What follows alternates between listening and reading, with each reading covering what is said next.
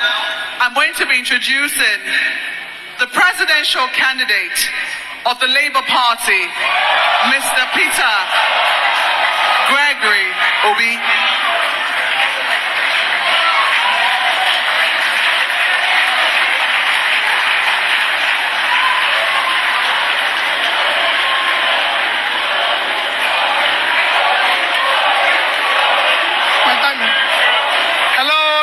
This is time.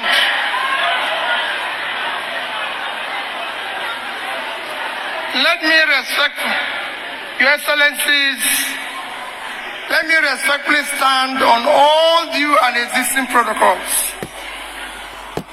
I thank the organizers of this event for the honor of inviting us to participate, and for the topic, the issue of sustainability for economic prosperity. I only knew this morning that we're going to comment on it, as I told the organizers, but I think it's a worthwhile topic for us to comment on. Economics, when you talk about SDG, which is where you drive this from when she was reading, it is aftermath of Millennium Development Goals, which lasted from year 2000 to year 2015. And this is lasting from 2015 to 2030. And I agree with what Prof said, that we are about hiring the new CEO for a company called Nigeria. So we have to look at the people's past and what they've been able to do.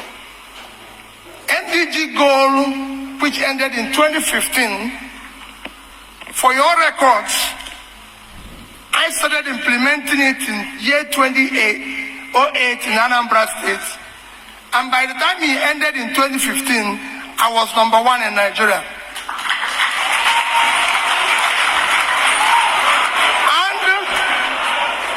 And as we move on,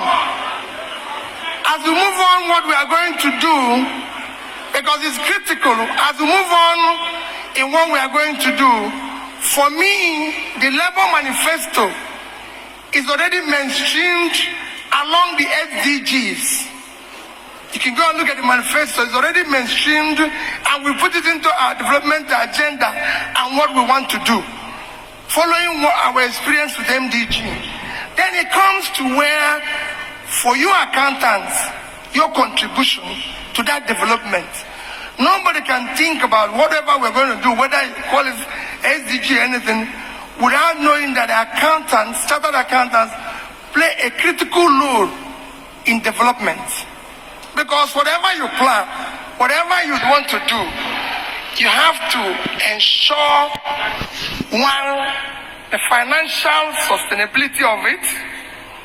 You have to come into the budgeting, the forecasting, and most importantly, the revenue.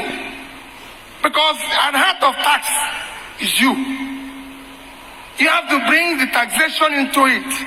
Today, what the most critical problem of Nigeria, apart from other things that are besetting it, insecurity, everything is revenue to GDP, which is often shouted about that we don't have enough revenue.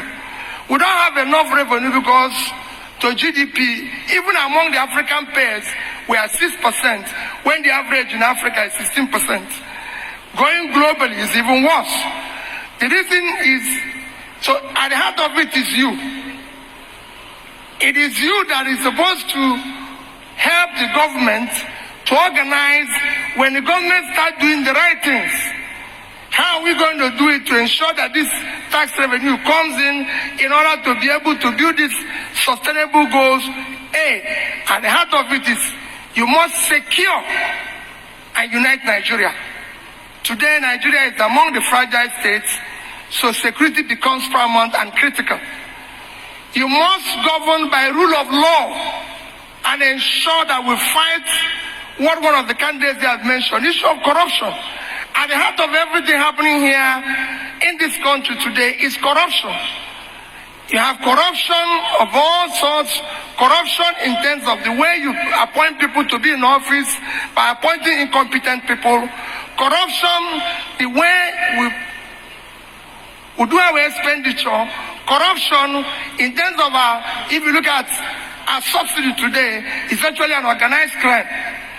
Today, our oil is being stolen by who? By people in government. And you can go on, and the heart of it is this. So you must remove a country and show that we must now have a country where there will be wealth with enterprise. In any country where government officials are richer or politicians are richer than business people, that country is finished. And that's what you're getting here. So you have nothing to account for.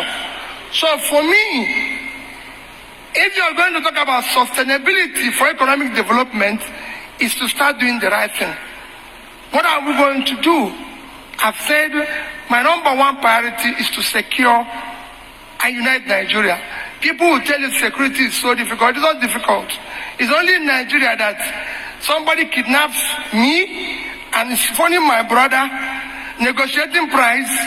If I'm sick, he calls police, he calls doctor, they come and treat me. Everybody knows where we are, but except police. It's not acceptable. With technology and everything today, you know where the crime is taking place.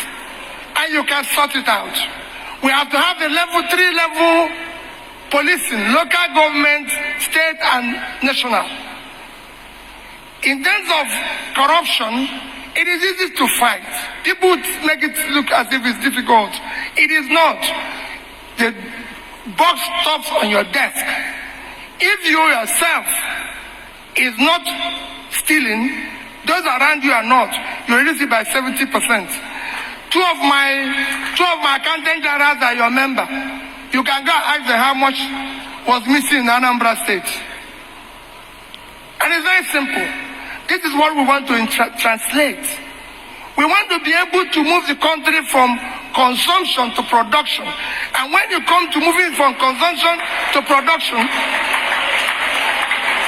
whenever I say moving from consumption to production, the first thing people ask is, what are you going to do? The greatest assets of Nigeria today is the vast uncultivated land in the north. If you put that land into production, it will make a difference. Yesterday, we had a professor who was delivering a lecture in Lagos, Professor Steven of this thing, and he talked about Bangladesh and Vietnam, which was a basket case yesterday. And I told him how I've won all the fields of Bangladesh. Nigeria today, a country, when he finished that lecture, I joined somebody who was from Yobe State. And he said, in Yobe State, they cannot do. I said, Yobe State is 45,000 square kilometers of land. Yobe State is bigger than Netherlands. If you add Borno State, you have 115,000 square kilometers. That can go for half, a quarter of the entire land in Europe. Thereby, you have to be productive. If Netherlands can export 120 billion worth of agricultural goods every year, at 33,000 square kilometers of land, Yobe State should do 1.5 times that. 1.5. And 1.5 is just about $2 billion. We're not asking for too much. 1.5% of that is $2 billion. And if you do $2 billion, at rate of exchange today is 1.3 trillion. Thereby, you shouldn't be going to here to take the share of your distance. So we want to move the country, make it productive, stop corruption. These are things you can use to stabilize your currency, which is collapsing today because you're not productive. You're not exporting anything. You're not selling anything. This is how you can pull people out of poverty. And the more you pull people out of poverty, the more you reduce criminality and be able to make the country sustainable. You cannot talk about sustainability in a situation where gangsters have taken over your country. You can't talk about sustainability when you have 33% unemployment. You can't talk about sustainability when you have 20 million out of school children. No, these are things you have to tackle first. As you're doing it and you mainstream the sustainability aspect of SDG into your mainstream, you will be able to drive the process. But in conclusion, as the professor said, he said, borrowing You don't need too much of sophistication or written documents. All you need to do is to continue to do simple things consistently, and you get there. Thank you, and God bless you.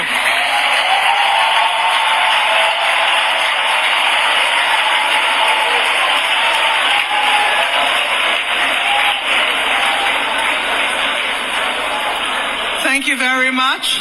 Thank you, Mr. Peter Gregory Obi, presidential candidate of the Labour Party.